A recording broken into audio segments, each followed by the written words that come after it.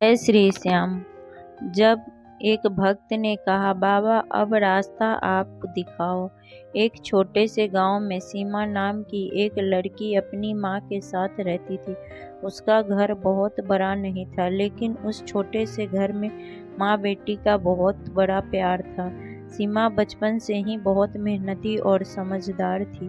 उसकी माँ ने उसे हमेशा यही सिखाया था कि जिंदगी में चाहे कितनी भी बड़ी परेशानी आए, मेहनत और विश्वास का साथ कभी नहीं छोड़ना चाहिए। सीमा का सपना था कि वह खूब पढ़े, अच्छी नौकरी करे और अपनी माँ की सारी परेशानियां दूर कर दे। लेकिन एक दिन अचानक उसके घर की परिस्थितियां बदल गई। घर के खर्च बढ़ने लगे और माँ के लिए सीमा की पढ़ाई का खर्च उठाना मुश्किल हो गया।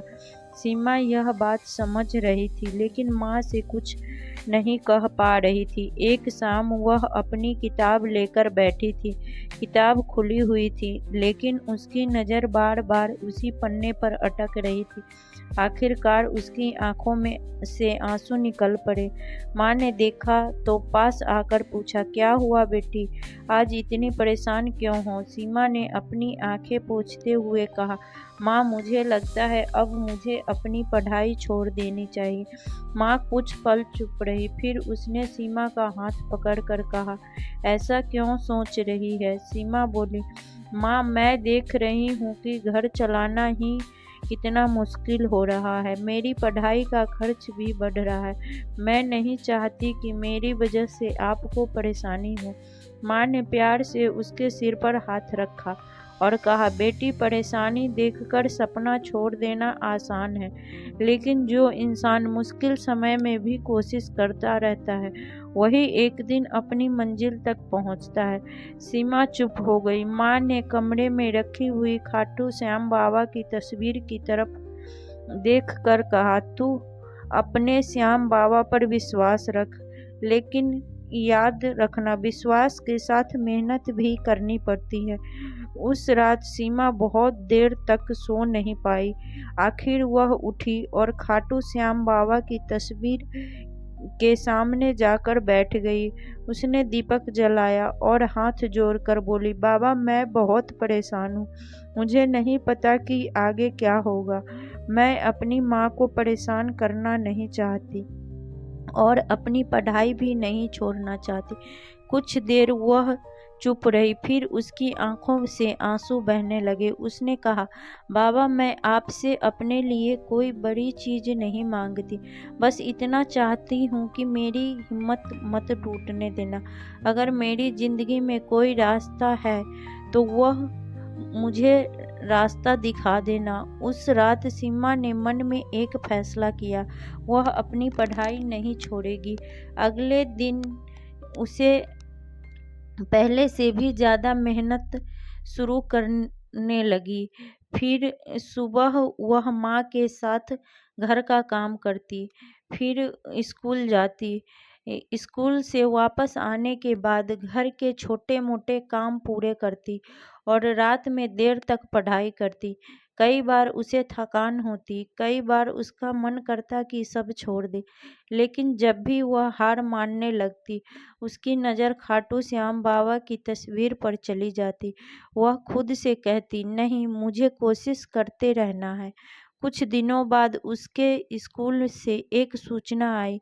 स्कूल की तरफ से आर्थिक रूप से कमज़ोर विद्यार्थियों की पढ़ाई में सहायता करने के लिए आवेदन मांगे गए थे। सीमा ने भी आवेदन कर दिया था, लेकिन करने के बाद भी उसे विश्वास नहीं था कि उसका नाम आएगा।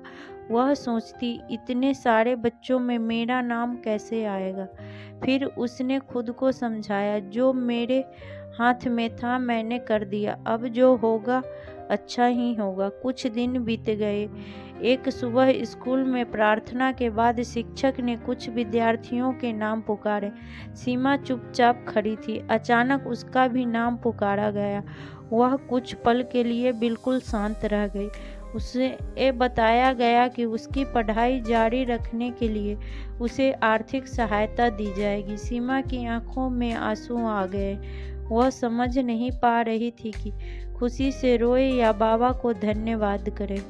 स्कूल से घर पहुंचते ही उसने अपनी माँ को गले लगा लिया।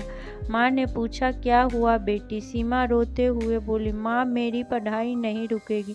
माँ ने उसे कसकर गले लगा लिया। दोनों की आंखों में आंसू थे। फिर सीमा खाटू श्याम बाबा की तस्वीर के सामने गई। उसने हाथ जोड़कर कहा, बाबा मैंने आपसे रास्ता मांगा था, आपने मेरी हिम्मत टूटने नहीं दी। उस दिन सीमा को समझ आया कि कभी कभी भगवान हमें परेशानी को तुरंत खत्म नहीं करते, लेकिन मुश्किल समय में हमारे अंदर इतनी हिम्मत जरूर दे देते हैं कि हम आगे बढ़ सके। समय बीतता गया। सीमा ने अपनी मेहनत जारी रखी। उसने पढ़ाई पूरी की और आगे चलकर उसे नौकरी भी मिल गई। जब उसकी पहली कमाई उसके हाथों में आई तो उसे सबसे पहले अपनी माँ का चेहरा याद आया। उसने अपनी पहली कमाई से माँ के लिए कुछ खरीदा और फिर खाटू श्याम बाबा की तस्वीर के सामने जाकर हाथ जोड़ दिए। सीमा ने कहा, बाबा उस दिन मुझे लग रहा था कि मेरी जिंदगी का रास्ता बंद हो गया, लेकिन आज समझ आया कि रास्ता बंद नहीं हुआ था, बस मैं डर गई थी। और दोस्तों, इस कथा की सबसे बड़ी सीख यही है, जब जिंदगी में परेशानी आए तो तुरंत हार मत मानिए, भगवान पर विश्वास रखिए, लेकिन अपनी मेहनत को मत छोड़िए, क्योंकि कई बार हमें लगता है कि हमारे लिए सारे रास्ते बंद हो गए हैं, जबकि वास्तव में हमारे सामने एक नया रास्ता खुलने वाला होता है। बस ज़रूरत होती है थोड़ी हिम्मत की, थोड़े धैर्य की और अपने भगवान पर